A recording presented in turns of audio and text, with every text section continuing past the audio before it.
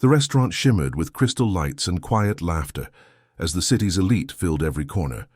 It was the kind of place where every table cost more than most people made in a week, and at the center of it all sat Ethan Hayes, a billionaire, who never missed a chance to remind people of it.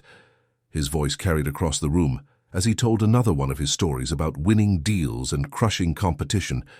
His friends laughed too loudly, because that's what people did around power. Waitress approached her smile calm. Her posture steady, her name tag read Noor. She looked no older than 25, her accent soft, her eyes sharp. "Good evening, gentlemen. May I take your order?" Ethan barely glanced up. "Bring the wine list and make it quick," he said. She nodded politely and walked away when she returned. Moments later, he snatched the menu from her hand and smirked. "Tell me, Noor, you speak English well, but do you actually understand it?" She blinked, confused, before she could answer. One of his friends whispered something in Arabic loud enough for her to hear, and they all laughed. Ethan repeated it mockingly, hoping to impress his guests. Noor set the tray down carefully and looked straight at him, her voice calm but cutting as she replied in flawless Arabic, "Perhaps if your tongue worked as fast as your ego, you'd understand the word respect." The laughter stopped instantly. His friends' smiles vanished as Ethan's confidence cracked for the first time in years. She didn't look angry. She looked disappointed, which somehow hurt worse. She continued in English, "You asked if I understand English, but it seems you don't understand kindness." The table went silent. Ethan didn't know what to say for the first time.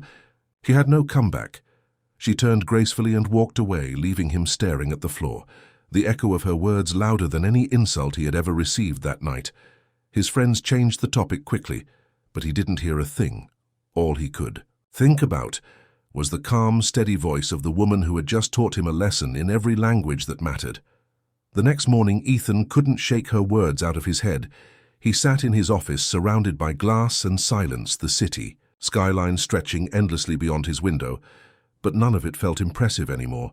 He had spent years thinking respect was something owed to him because of his name, but one sentence from a waitress had made him realize how wrong he'd been by. Noon, he found himself back at the restaurant. His driver looked confused. "Sir, it's closed until dinner." Ethan nodded. "I'm aware, just wait here." He stepped inside. The lights were dim. The smell of coffee and lemon cleaner filled the air. Noor was there polishing silverware when she saw him. She froze for a second before straightening her back, her voice calm. "We don't open for another 5 hours, sir." He smiled awkwardly. "I'm not here to eat." She raised an eyebrow. "That's good, because I'm not serving." He chuckled softly. "I deserve that." He took a breath, his voice quieter this time. "I came to apologize." Noor crossed her arms. "That's new," a billionaire saying. "Sorry." He nodded. "I earned that too." She studied him for a moment before saying, "You embarrassed me in front of everyone, and I still went home with less than what you probably spend on your shoes." He looked at her for a long moment. "You're right, and I can't undo it. But I can do better than pretending it never happened." He pulled out a folder and placed it on the counter. Inside was a letter and a business card. "My company needs a language consultant. We work with international clients, and apparently I could use someone to teach me a few things too." She frowned, suspicious. "You think you can buy forgiveness?" He smiled faintly. "No, but I'm hoping to earn it." She stared at the card, then at him, her expression softening slightly. "And what makes you think I'd work for you?" he said quietly. "Because you already taught me, something no one else ever has." A week later, Noor walked through the glass doors of his office, her hair tied neatly, her confidence unshaken. Everyone stared as she passed. Ethan met her at the elevator and said quietly, "Welcome aboard, Miss Noor." She smiled a little. "Try not to insult the staff on your first day," he laughed. "I'll do my best." Over the next few months they worked side by side, her sharp mind and calm honesty changing the way his company communicated. She wasn't afraid to correct him, and he wasn't afraid to listen. For once he didn't feel above anyone, he felt human. Months passed, and the change in Ethan was impossible to ignore. The man who once led with pride now led with purpose. He greeted the janitors every morning, sat with interns at lunch, and listened more than he spoke. His team didn't understand what had caused the shift, but Noor did. She saw it in his eyes every time he stopped himself before speaking sharply, every time he asked someone's opinion, instead of assuming his own was right. One evening after a long day of meetings, she found him still in the conference room, staring at the whiteboard filled with ideas. She knocked lightly. "You're still here." He smiled tiredly. "I could say the same." She stepped inside, sitting across from him. "I just finished reviewing the proposal for our language program." He nodded. "Tell me the truth." "What do you think?" She met his gaze. "It's good, but you're trying too hard to fix everything at once." She leaned closer.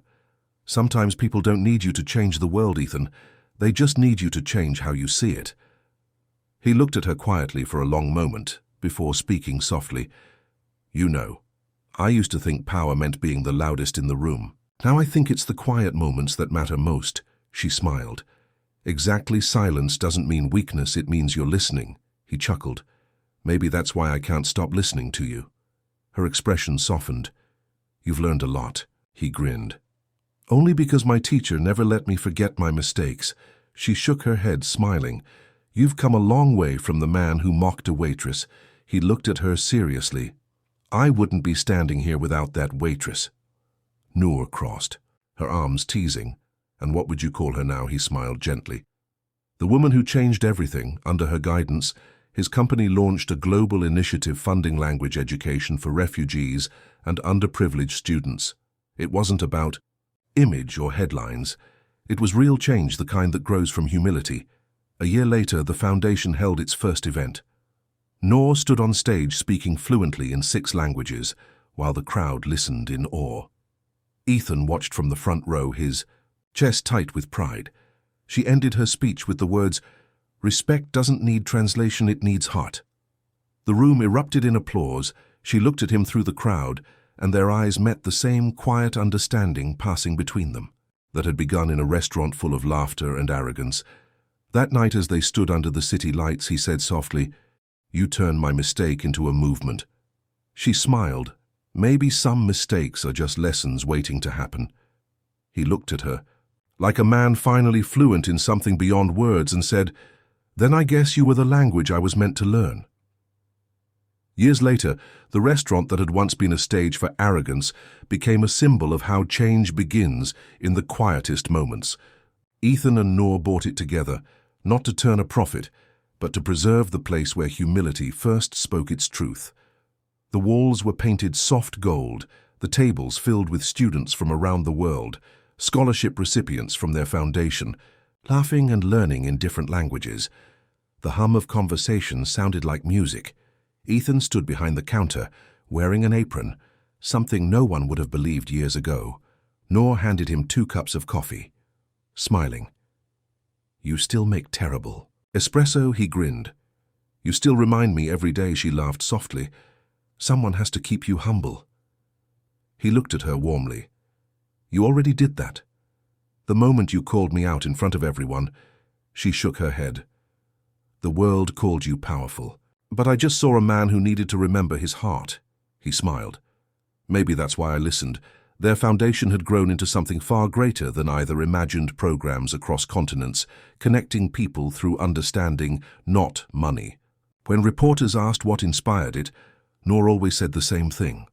One man's mistake turned into millions of people's lessons because he decided not to hide from it anymore. One evening, they hosted a dinner for the new scholars. The same spot where Ethan had once mocked her was now a long table filled with laughter.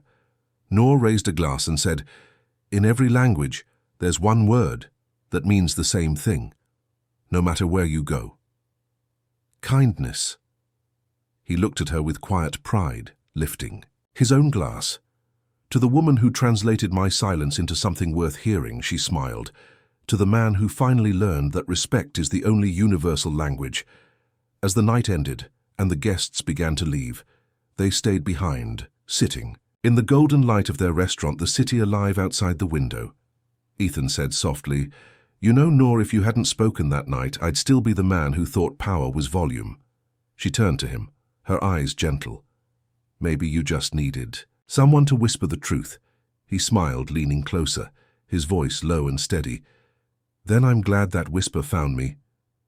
She smiled back, her hand resting over his, as she said softly, "Sometimes the loudest lessons come from the quietest hearts, and you finally learned to listen. If this story made you smile, share it with someone who needs a reminder that accidents can turn into beautiful beginnings."